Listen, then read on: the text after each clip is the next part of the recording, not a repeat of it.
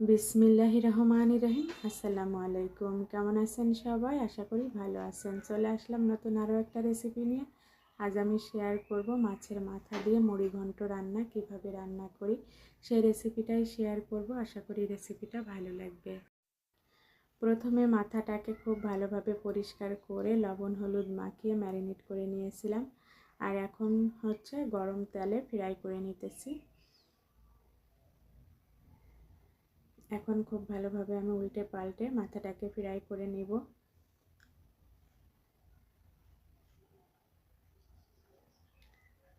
Fry করা হয়ে গিয়েছে। এখন আমি সব ধরনের মশলা দিয়ে দিলাম। এখানে দিয়েছি স্বাদ মতো লবণ, হলুদের পাউডার, শুকনো মরিচের পাউডার, জিরা ধনিয়া পেস্ট, আদা রসুনের পেস্ট, পেঁয়াজের পেস্ট, দিয়েছি শুকনা মশলা, মাংসের মশলা, দারুচিনি, এলাচি, তেজপাতা।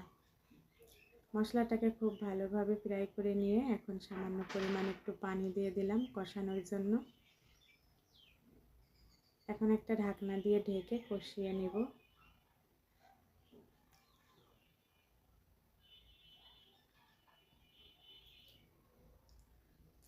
মশলাটা কষানো হয়ে গিয়েছে, তেলটা উপরে উঠে এসেছে। এ পর্যায়ে হচ্ছে আমি আরও একটু পানি দিয়ে মাছের মাথাটাকেও খুব ভালোভাবে কষিয়ে নিব। যেহেতু মাথাটা অনেক বড় সাইজের, কষিয়ে না নিলে মাথার ভিতরে সিদ্ধ হবে না। এখন নেড়ে চেড়ে দিতেছি,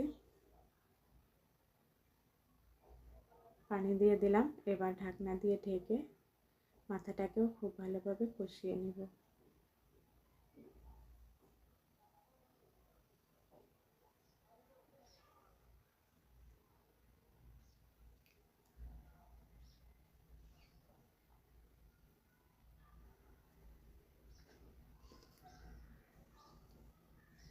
এখন হচ্ছে পানিটা শুকিয়ে গিয়েছে।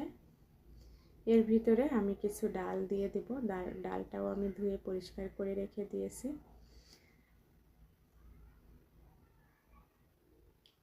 সাথে কিছু কাঁচামরিচ দিয়ে দিলাম।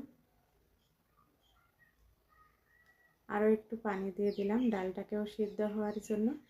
এখন হচ্ছে ডাল আর মাথা একসঙ্গে ভালোভাবে কষিয়ে নিব।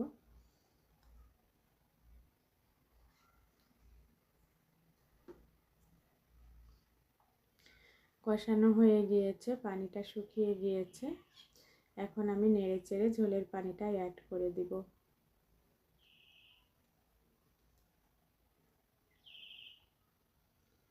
পরিমাণ মতো ঝোলের পানিটা দিয়ে দিলাম।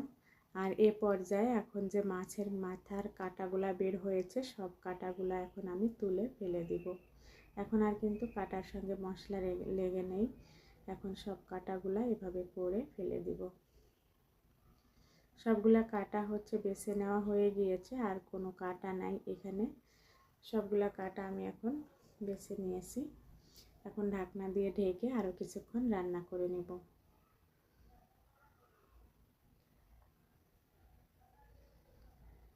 আলহামদুলিল্লাহ, এখন আমার রান্নাটা হয়ে গিয়েছে আর ডালটা খুব সুন্দরভাবে সিদ্ধ হয়ে গিয়েছে। এখন আমি নামিয়ে পরিবেশন করব।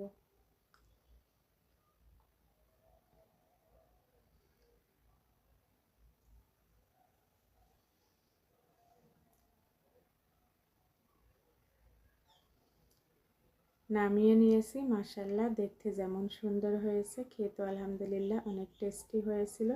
মাছের মাথা দিয়ে মুড়ি ঘন্ট রান্নাটা। আমার রেসিপিটা যদি কারো ভালো লেগে থাকে, এভাবে করে বাসায় ট্রাই করতে পারেন। আজ এ পর্যন্তই। আল্লাহ হাফেজ। আসসালামু আলাইকুম। সবার জন্য দোয়া রইল।